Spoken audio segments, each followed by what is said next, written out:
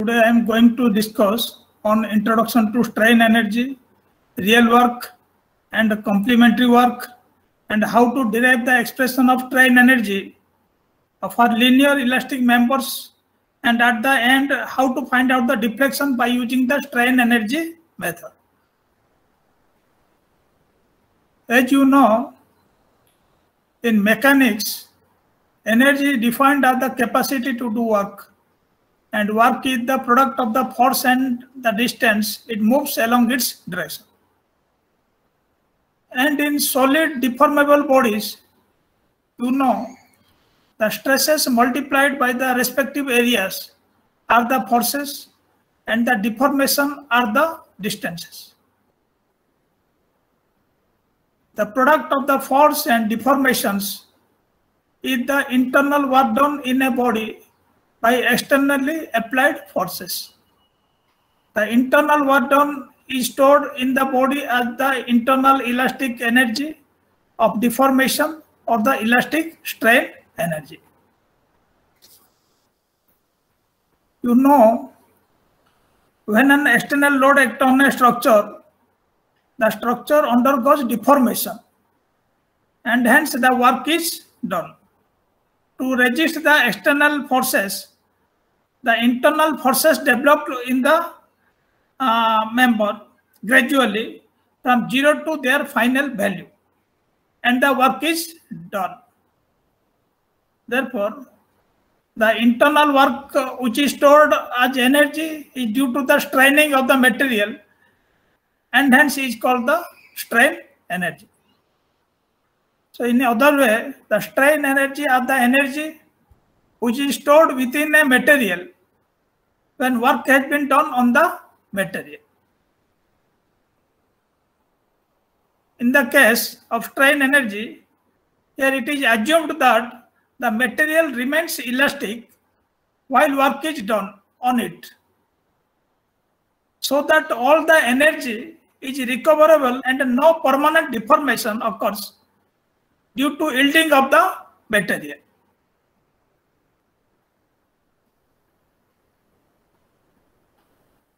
So what is conservation of energy, work and strain? As you know, the conservation of energy is one of the basic law of physics, and in a closed system consisting of a structure, and the applied force must obey this law, where W is equal to ES plus EL. So where W is equal to work performed, and ES is equal to energy stored in the body, and EL is equal to energy loss. Now in a structure, work is performed by the external load moving through a distance, and energy is stored due to elastic deformation of the members. But if the structure is static, there is no kinetic energy in the system, with no energy loss due to heat or permanent set, etc. The equation becomes W is equal to ES. This is W is equal to ES plus EL. So here ES is the energy stored in the body and EL is the energy loss. Is equal to the work performed. But in the static system, when there is no loss of energy, so that case the work done, work performed, this is equal to the ES. This is equal to ES. That is energy stored in the body. So ES is called the elastic strain energy. Also, you can denote this elastic strain energy as capital U. Hence, for a conservational system, the work performed is equal to the elastic strain energy. So this is the formula here. The strain energy per unit volume that you can denote by small u is equal to half into stress into strain. This is your strain energy per unit volume. Half into stress into strain. And the total strain energy of a structure that you can find out by taking That is, you can denote the total strain energy by capital U is equal to half into integration of stress into strain into the incremental volume, dV. Half integration stress into strain into dV, where sigma is equal to stress and epsilon is equal to strain. Sigma is your stress and epsilon is equal to strain.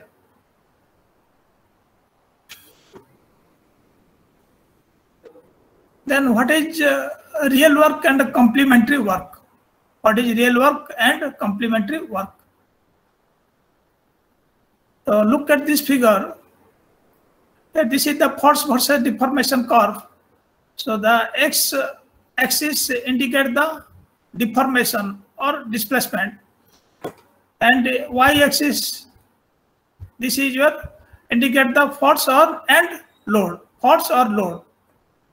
So when the force increases, the deformation is also increases. When force increases, the deformation also increases. So what is your real work? What is real work? The work is equal to the force into displacement. But here when the force increases and the displacement is also increases. For this, let us take, this is the force.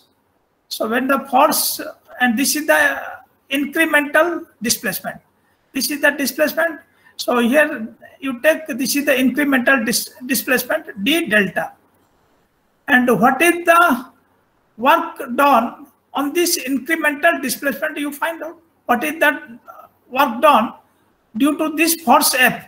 Due to this force F, what is the work done on this incremental displacement d delta? So this is your equal to the work done or the force F moves through a distance d delta. So delta W is your equal to F into d delta. F into, this is the force and the incremental displacement d delta. So what is the work done on this? What is the work done on this incremental displacement? F into d delta. Del W is equal to F into d delta. And when you will find out the total work done, when you will find out total work done of the structure, so what you have to do? You have to integrate from this to this. You have to integrate from at the beginning, the load or force is your 0, and at the end, the force is your F and the displacement is your delta. So when you will integrating from this to this, when you are integrating from this to this, from 0 to this one, because this is the incremental displacement. So this is the displacement when the load or force is 0 at the beginning, displacement is 0, and when the force increases, the displacement is also increases. At the end, the displacement is your delta.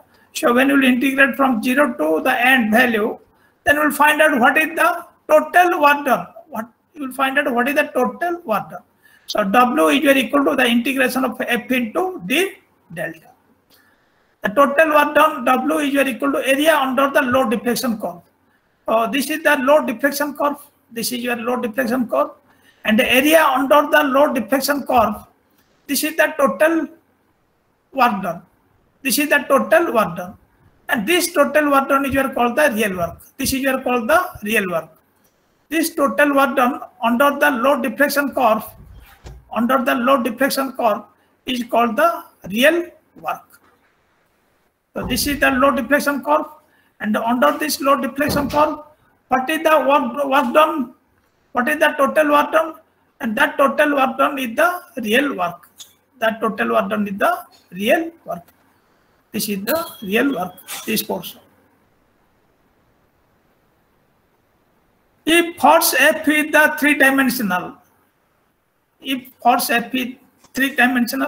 with components Fx, Fy, Fz, if the force is three-dimensional force, so that case there is the component along x, y, and z direction. So what is the total work done in that case?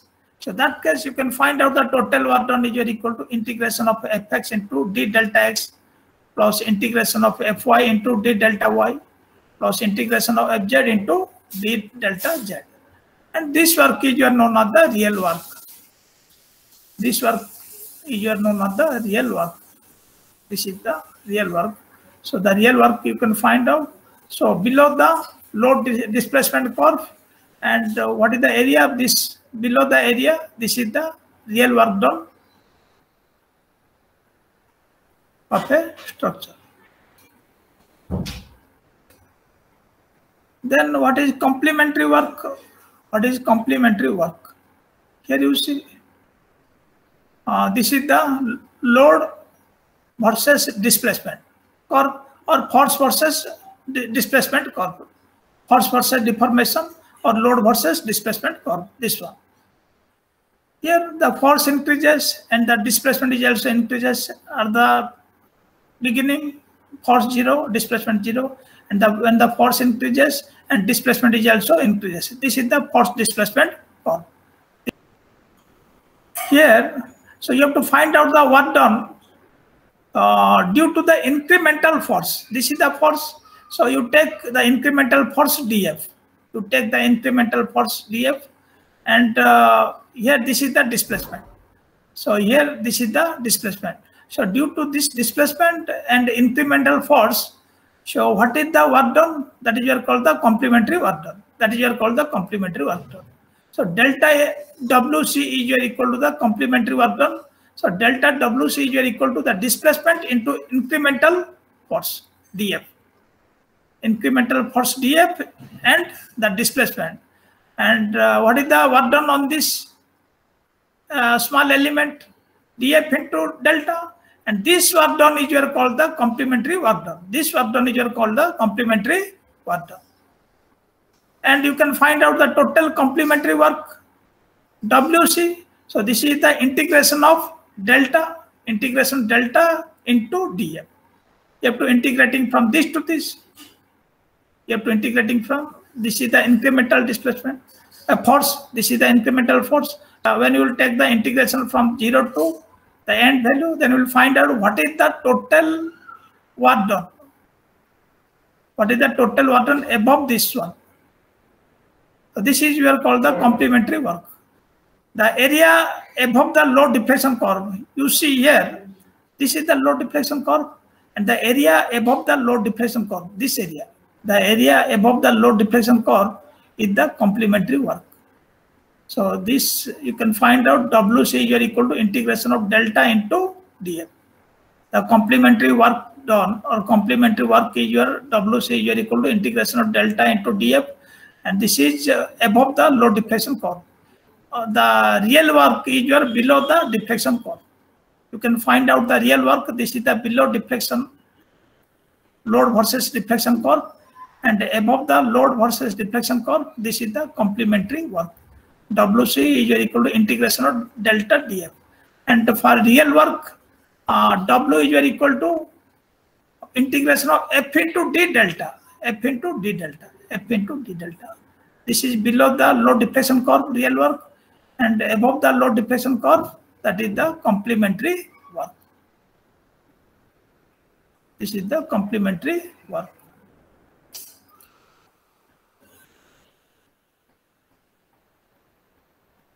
You know, in linear elastic member, so what is the stress and strain relation? In linear elastic member, what is the relation between the stress and strain? The stress is directly proportional to strain within elastic limit. You know, within elastic limit, the stress is directly proportional to strain. So in linear elastic analysis, and in load displacement curve, this is your linear, because within elastic limit, the stress is directly proportional to strain. Or the load displacement curve is also linear within elastic limit. So this case, so below this load deflection curve, this is your real work, and above this load displacement curve, this is the complementary work. This is complementary work. So in the case of elastic analysis, linear elastic analysis, the real work is equal to the complementary work. So in linear elastic analysis, so this is the displacement curve, load versus displacement. So above this complementary work and below this the real work. Real work is equal to complementary work. So the real work is your W and the complementary work is WC. So W is equal to WC is equal to half into F into delta. This is F. This is F and this is delta. So the area of this one, what is the area of this one? Half into displacement into force, half into F into delta, or this side half into F into delta. The real work is equal to the complementary work is equal to the half into F into delta. Area below the graph is equal to the area above the graph.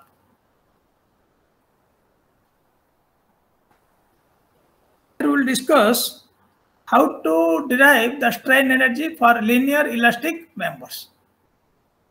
Here we can derive the expression when the member subjected to axial load, and when the members subjected to bending moment, and when the members subjected to torsional moment on a circular cross section, and when the members subjected to shear force on rectangular section. So you can find out the strain energy for these four conditions: for axial load, for bending moment, and for torsion moment, and for shear force.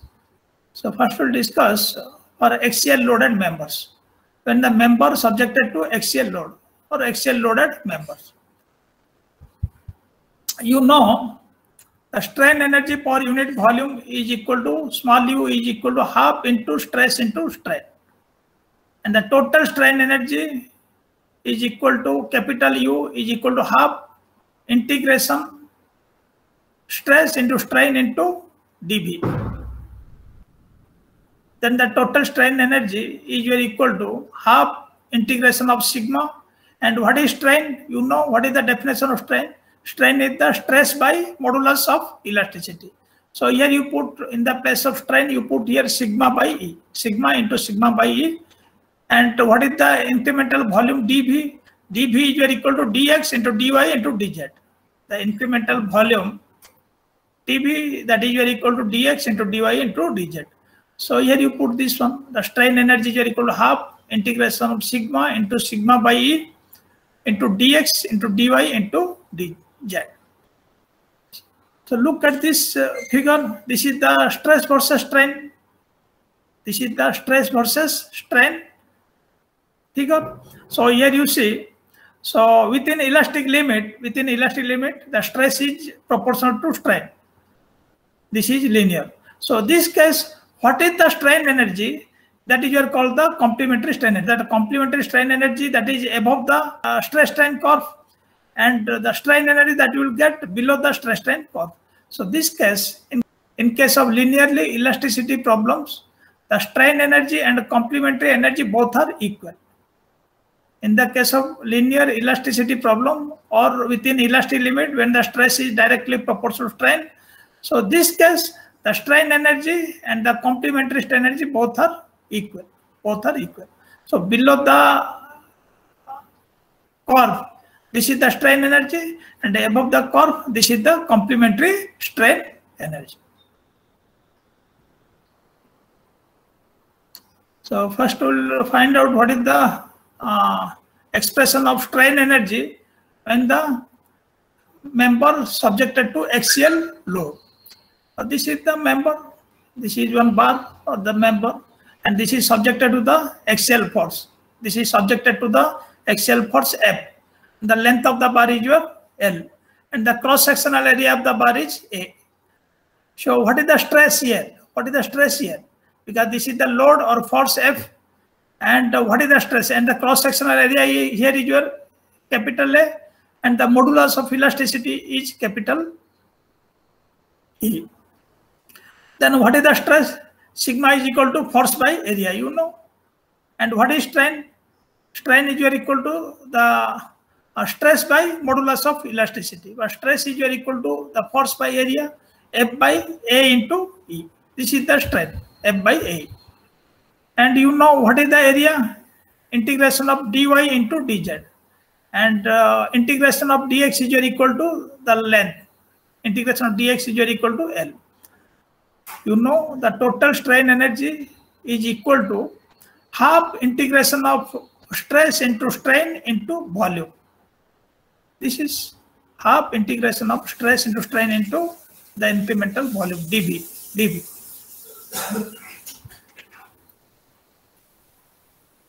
this is your equal to U is your equal to half integration of sigma into sigma by A into dx dy dz. So you put here the stress F by A here, put here F by A, and the strain is your equal to F by A into F by A into dx, and the area integration of area A is your equal to integration of dy dz. This one dy dz integration, this is your equal to A. Then the strain energy is equal to half integration. Here you have to take the integration limit 0 to length, because here only this is dx. So here the integration limit is your 0 to, here this case 0 to volume. Here the integration limit in terms of volume, because here you are taking, this is the incremental volume. When you are simplifying this one, dx dy dz, so dy dz and the integration of dy dz is your area A, and the integration of dx is your length. So when you are taking this one integration here, area A and this is dx, so half integration of f square dx by A.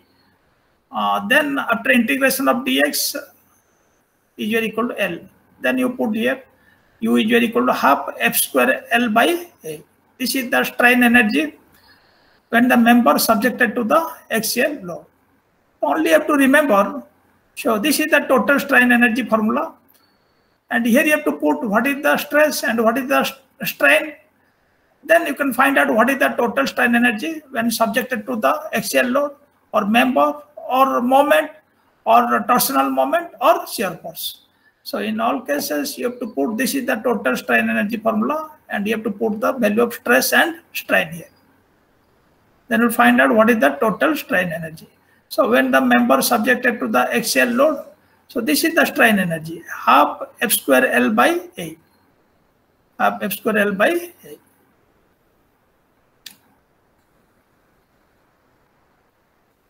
Then we'll derive the expression of strain energy when the member subjected to the moment, when the member subjected to bending moment.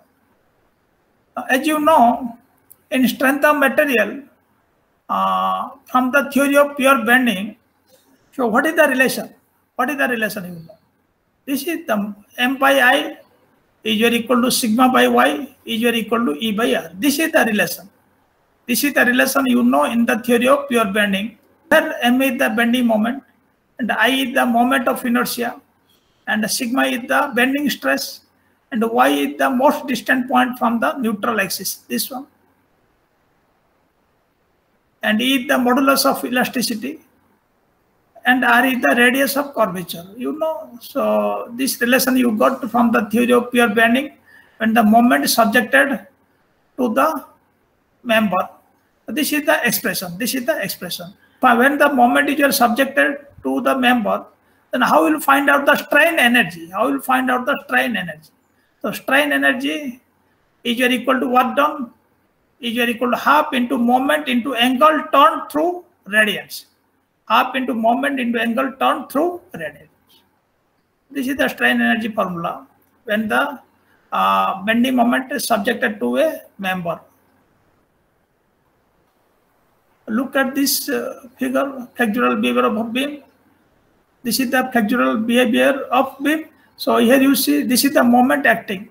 This is one beam, this is the beam, and this is the loading, and these are the moments acting. This is the length of the small, this is, here you take, this is the length of the beam is your L, and this is the small length incremental area dA, and this is your present at a distance y from the neutral axis. This is the neutral axis. You know, this is neutral axis. This is the cross section of the beam, and this is the neutral axis, and this is the y distance. This is the whose area is your dA and length is dl. This is subjected to the bending moment m. Let us take the angular deformation d theta for the length dx, and this is the radius of curvature. This is the radius of curvature. So this is the radius of curvature, you know.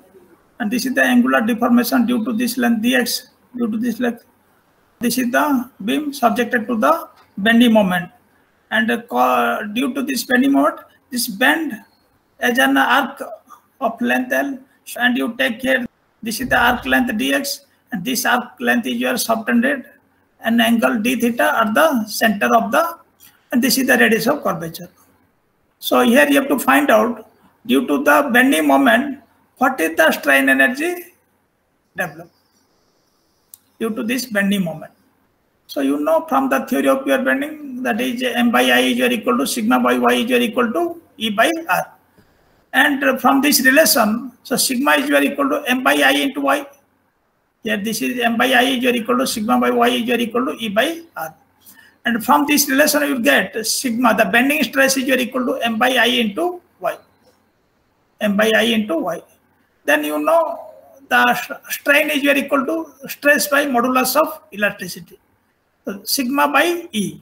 Strain is equal to sigma by E. So sigma is equal to m by I into y divided by E. So this is equal to m by EI into y. This is the strain.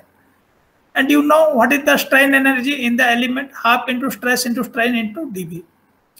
Then what is the total strain energy in the beam? So how will find out what is the total strain energy in the beam?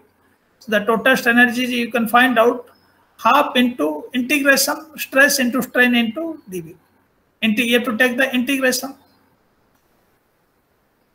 Then U is the total strain energy is equal to half integration. Here you put, you know what is the stress here. The stress is equal to m by I into y. And what is the strain? So the strain you know here, m by EI into y. So you put the value of sigma and epsilon. You put the value of sigma and epsilon in here. Then U is equal to half m by I into y. And this is m by I into y by E. And this is the incremental volume.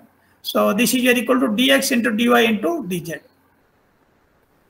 Then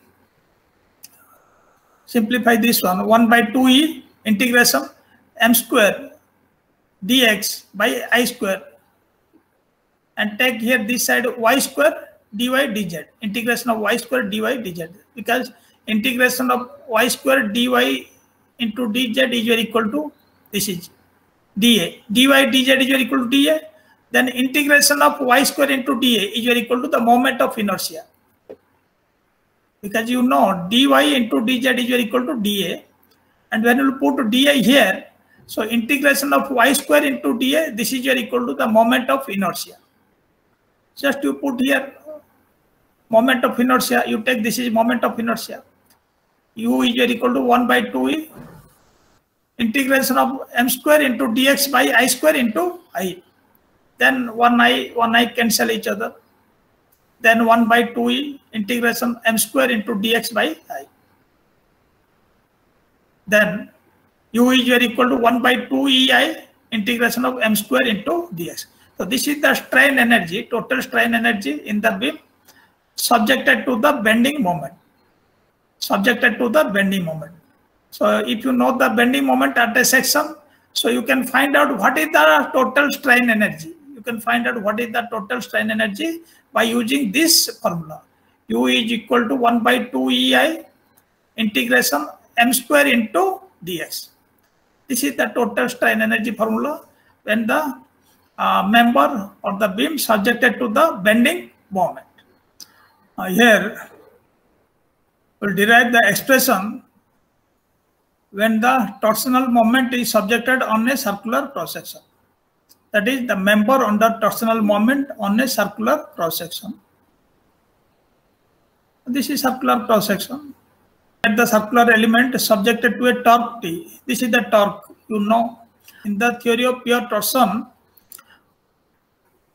what is the formula? T by J is equal to Fs by R is equal to C theta by L. This is the formula. T is your torsional moment or torque, and J is the polar moment of inertia. Fs, or you can take also tau, this is the shear stress. This is shear stress. R, this is the radius of the circular element. Then C or G you can take, that is C or G. This is the rigidity modulus. Theta, this is the angle at the center. L is the length of the circular section. This you know in strength of material. So let's, here we will take one circular element subjected to a torque T, producing an angle of twist d theta in radian at the center. This is the d theta radian. Due to this torque, this is the radian, and this is the shear stress. Here the angle, so at the, this is the fixed end. So when you will apply the torsion or the torque twisting moment, so what is the angle subtended at the fixed end? This is the original. Then after twisting, this is the angle subtended here at the fixed end, and this is called the shear strain. This is called the shear strain. So in this case, the strain energy is equal to work done is equal to half into T into d theta. Half into T into d theta. T is the torsional and this is the angular moment. This is the angular moment. This is the, you know what is the work done? The force into displacement. But in the case of circular section, here the displacement is the angular displacement you have to take here. The work done is equal to half into T into d theta. So the strain energy, you know, is equal to half integration of shear stress into shear strain into volume. In the case of torque, so here you will get what is shear stress and what is shear strain, because here the angle subtended here, this is the shear strain, and due to this one, so you have to, how you will find out the total strain energy in the circular element. So that is equal to half into integration of shear stress into shear strain into volume. This is you know tau xy is the shear stress. You can denote tau xy shear stress, or in different books this is also given different symbol. So you can take any one symbol. Tau xy shear stress, gamma xy is your shear strain, and T is the torsional moment, and R is the radius of shaft, and J is the polar moment of inertia. You take, this is the symbol. So you know what is shear stress from the theory of pure torsion. What is the formula? T by J is equal to tau xy by R. T by J is equal to tau xy by R. Is equal to G theta by L. But here you take tau xy by R is equal to T by J. And tau xy is equal to T into R into J. The torsional moment and the radius of shaft, and J is the polar moment of inertia.